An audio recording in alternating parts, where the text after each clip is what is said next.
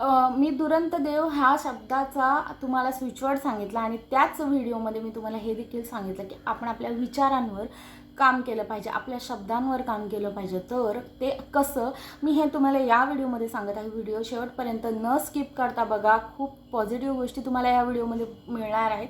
हे बघा, law of अट्रॅक्शनचा आपण जेव्हा यूज करतो किंवा कुठलाही मंत्र, स्विचवर्ड, काहीही आपण जेव्हा हे करतो की काय आपण बघतोय, कुठलीही गोष्ट आपल्याला असं वाटतं की आपल्याला आयुष्यामध्ये मिळावी, त्यासाठी तुम्ही काय करू शकतात. तर त्यासाठी एक गोष्ट आहे, आपल्या पहिले विचारांवर काम करा.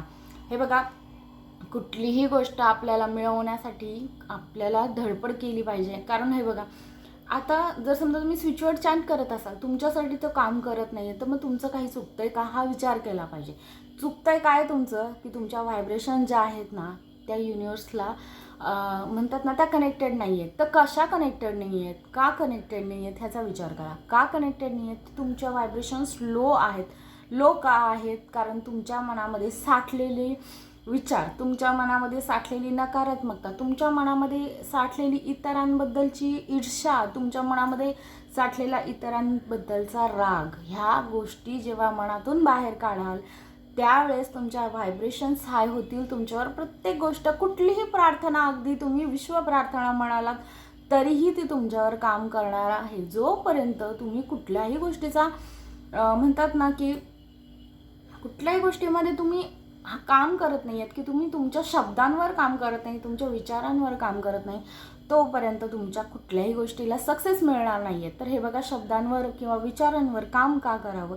हे बघा, आपल्या म्हणजे हिंदूंमध्ये म्हटलं जातं की जी सरस्वती माता आहे ती आपल्या जिभेवर स्वतः म्हणतात ना की 3 वेळा 24 तासांमध्ये येत असते. त्याचबरोबर आपल्या वास्तूमध्ये पण सांगितलं जातं की वास्तू आपल्याला तथास्तू म्हणत असते. जर इतकं आपले हिंदू कल्चर सांगत आहे तर त्याला काहीतरी अर्थ आहे. आणि जर त्यात काहीतरी अर्थ आहे तर तो अर्थ हा आहे की पॉझिटिव्ह राहा, पॉझिटिव्ह बोला. पण सतत पॉझिटिव्ह राहणं, सतत पॉझिटिव्ह बोलणं हे शक्य आहे का, हा विचार बरेच जण करतात. कारण हे बघा, आत्ता जी सिच्युएशन आहे, करंट सिच्युएशनमधून बाहेर पडा. तुमचे जे म्हणजे गोल्स आहेत ते सेट करा की तुम्हाला आत्ताच तुमच्याकडे बॅलन्स, जर बँक बॅलन्स असेल 10,000 आहे आणि तुमचा बँक बॅलन्स तुम्हाला 1,00,000 अकाउंटमध्ये असावे, असा तुम्हाला जर बँक बॅलन्स हवा, तर तुम्ही काय करणार आहात. तुम्हाला जे सध्या आहे त्याच्यावर फोकस न करता जो तुम्हाला हवं आहे त्याच्यावर फोकस केला पाहिजे. ती गोष्ट मिळवण्यासाठी प्रयत्न अर्थात केलेच पाहिजे, परंतु त्याबरोबर पैशांशी रिलेटेड काही गोष्टी आहेत त्या पण केल्या पाहिजेत. की जसं की आपण पैसे इतरांना देतो त्यावेळेला उदास होऊन देता कामा नाही आहेत.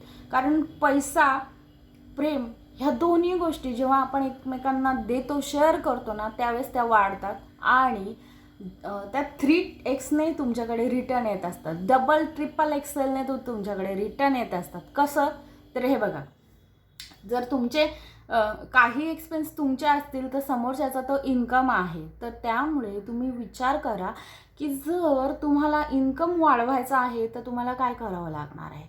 तो इन्कम तर तुमचा तितकाच आहे, तुमचे एक्सपेन्सेस कमी करायचे आहेत असा काही विचार करायचा नाही. जे तुमच्याकडे आहे, आता बरेच जण काय करतात की सारखं काउंटिंग करतात, आपला बॅलन्स सारखा चेक करत असतात. त्याने काय होणार आहे, पैसे वाढणार नाही आहेत. परंतु तुमच्या मनामध्ये कुठेतरी ही गोष्ट येत राहते की बाबा आता माझ्याकडे एवढेच पैसे आहेत, एवढेच पैसे आहेत. तसं करू नका.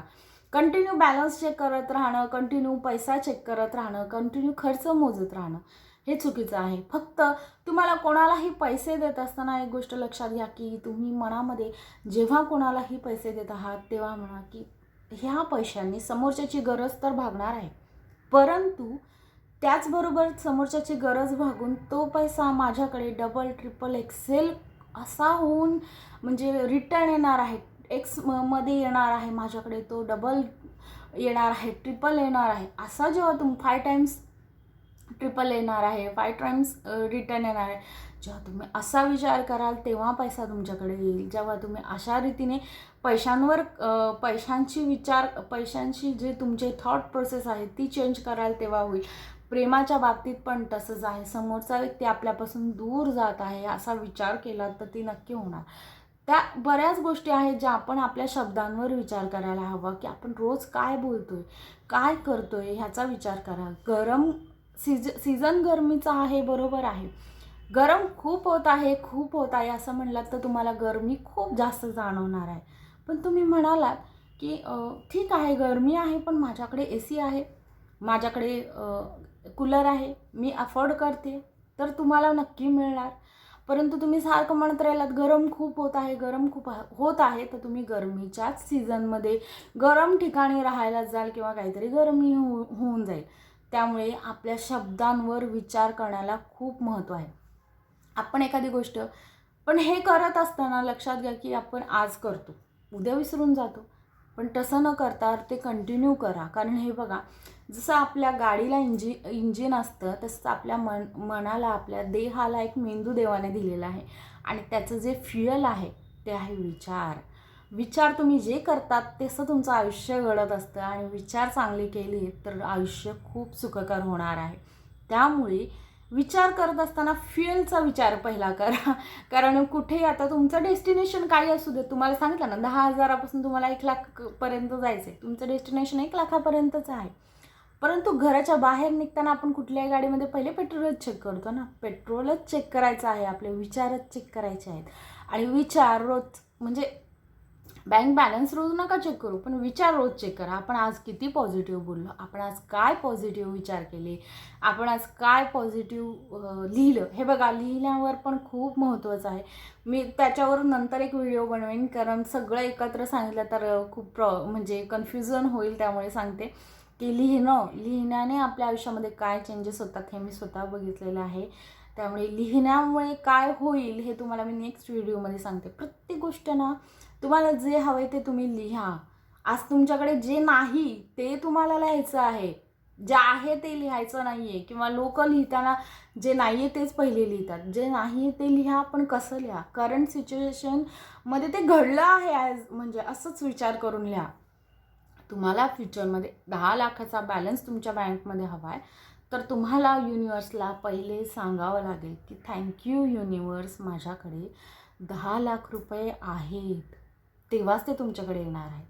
ना की जर तुम्ही आज म्हणलात की माझ्याकडे आज 10,000 आहेत, पण युनिवर्स मला 10,00,000 रुपये किंवा 1,00,000 रुपये दे, तर नाही होणार ते कधी होणार नाही. जर तुम्ही फक्त विचार केलात की आपल्याकडे ऑलरेडी ते आहे, तरच ती गोष्ट घडते. नेहमी विचार करा की आपल्याकडे ऑलरेडी ते युनिवर्सने दिलेलं आहे, तर त्या गोष्टी घडतात. विचारांवर काम करा, बोलण्यावर काम करा.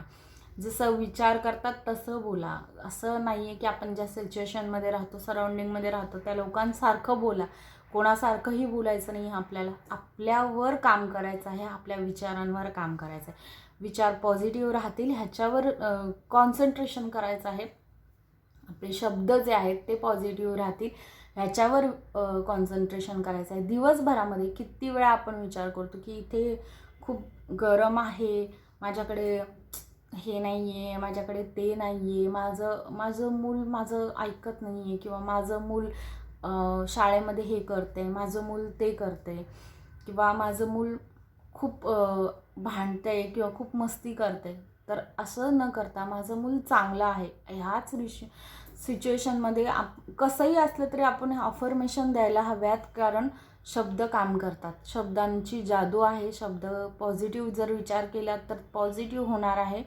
पण ते तुम्हाला रोज करायला लागेल. जसं की मी सांगितलं, तुम्हाला रोज कुठेही जायच्या अगोदर गाडीमधलं पेट्रोल चेक करायचं आहे. तुम्ही रोजच जेवण करतात, तर मग विचारांवर काम एकच दिवस का करताय?